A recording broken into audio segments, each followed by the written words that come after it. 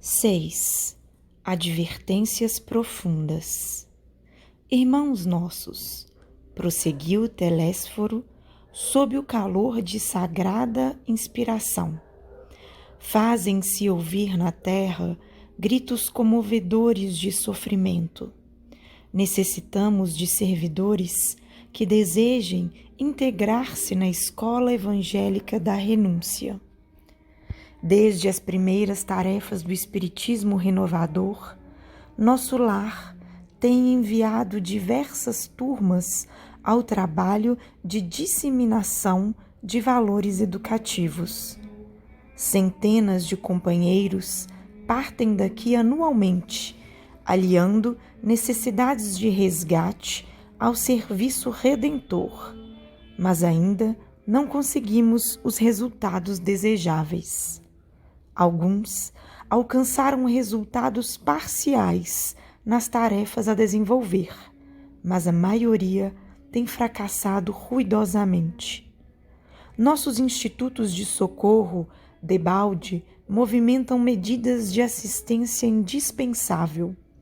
Raríssimos conquistam algum êxito nos delicados mistérios da mediunidade e da doutrinação.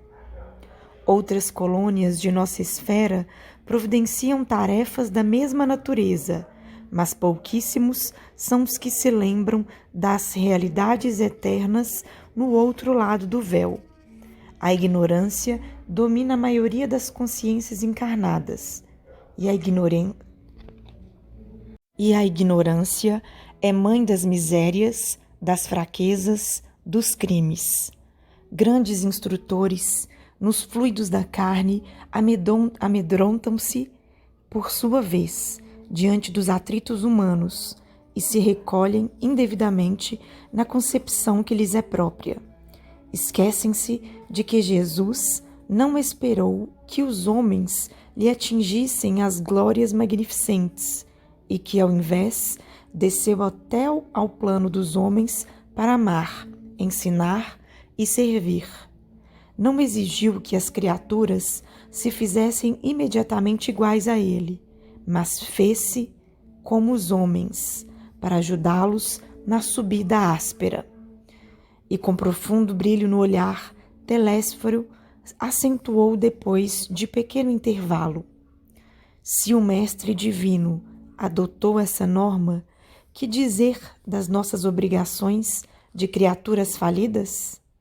Abstraindo-nos das necessidades imensas de outros grupos, procuremos identificar as falhas existentes naqueles que nos são afins. Em derredor de nós mesmos, os laços pessoais constituem extenso campo de atividade para o testemunho. Cesse para nós outros a concepção de que a terra é o vale tenebroso, destinado a quedas lamentáveis, e agasalhemos a certeza de que a esfera carnal é uma grande oficina de trabalho redentor. Preparemo-nos para a cooperação eficiente e indispensável. Esqueçamos os erros do passado e lembremo-nos de nossas obrigações fundamentais. A causa geral dos desastres mediúnicos é a ausência da noção de responsabilidade e da recordação do dever a cumprir. Quantos de vós fostes abonados aqui por generosos benfeitores que buscaram auxiliar-vos, condoídos de vosso pretérito cruel?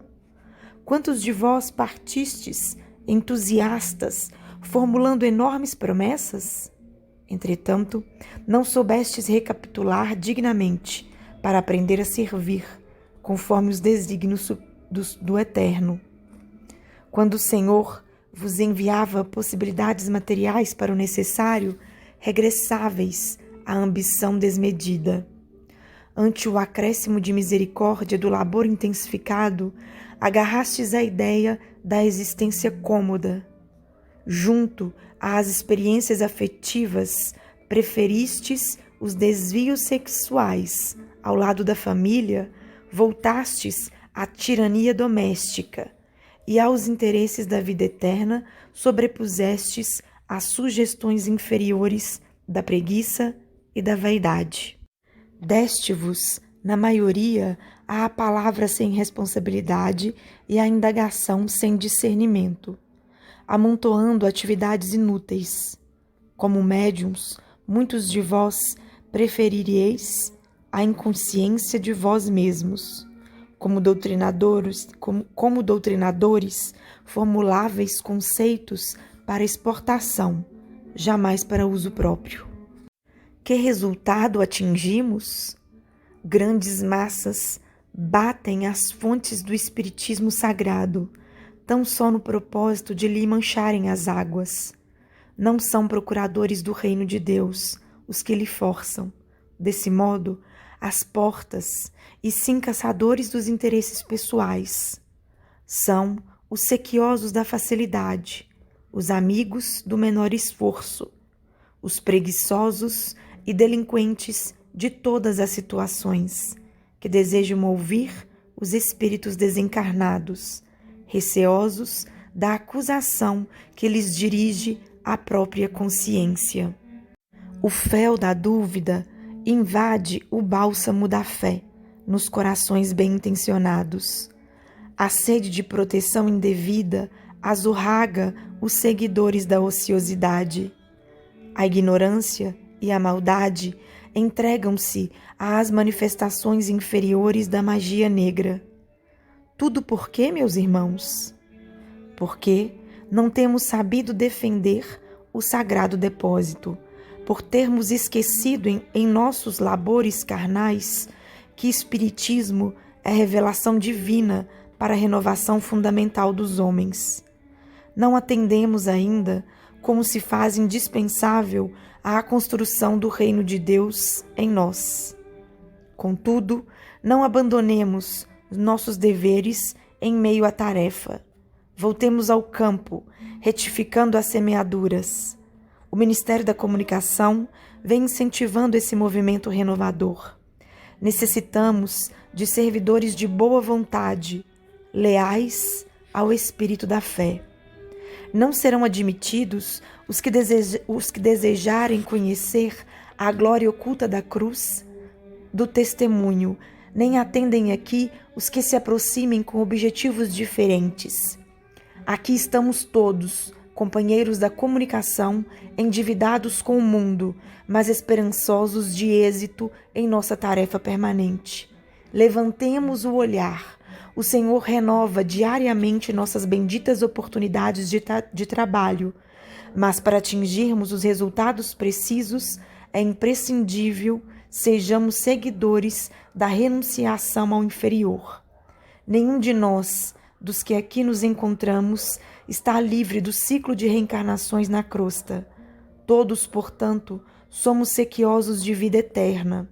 Não olvidemos, desse modo, o calvário de nosso Senhor, convictos de que toda saída dos planos mais baixos deve ser uma subida para a esfera superior.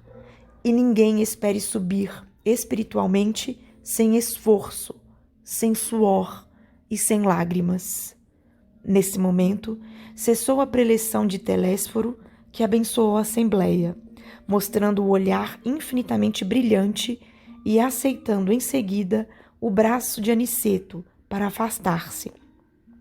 Debaixo de profunda impressão, em face das incisivas declarações do instrutor, observei que numerosos circunstantes choravam em silêncio.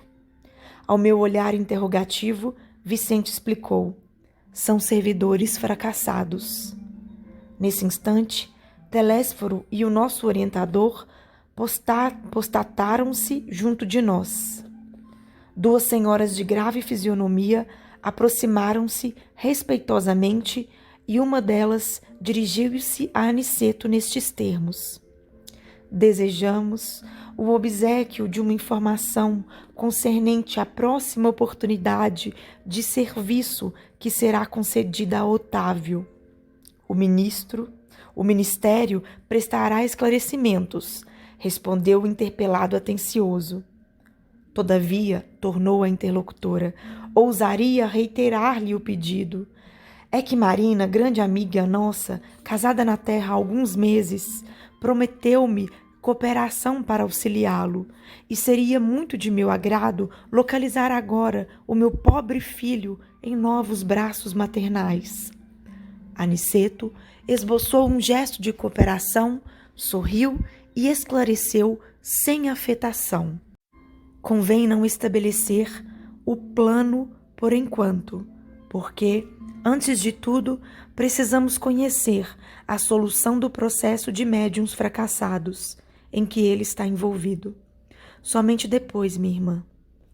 Volvi os olhos para o Vicente, sem ocultar a surpresa, mas enquanto as senhoras se retiravam conformadas, Aniceto dirigia-nos a palavra. Tenho serviços imediatos, em companhia de Telésforo. Deixe-os a todos em estudos e observações aqui no centro de mensageiros. Retirou-se Aniceto com os maiores, e um companheiro declarou alegremente: podemos conversar. Nosso orientador, explicou-me Vicente solícito, considera trabalho útil toda conversação sadia que nos enriqueça os conhecimentos e aptidões para o serviço. Pelas nossas palestras construtivas, portanto, receberemos também a remuneração devida à cooperação normal. Curioso e surpreendido, indaguei: e se eu tentasse voltar aos assuntos inferiores da terra, esquecendo a conversação edificante? Vicente sorriu e retrucou: o prejuízo seria seu, porque aqui a palavra define o espírito. E se você fugisse à luz da palestra instrutiva, nossos orientadores conheceriam a sua atitude imediatamente, porquanto sua presença se tornaria desagradável e seu rosto se cobriria de sombra indefinível.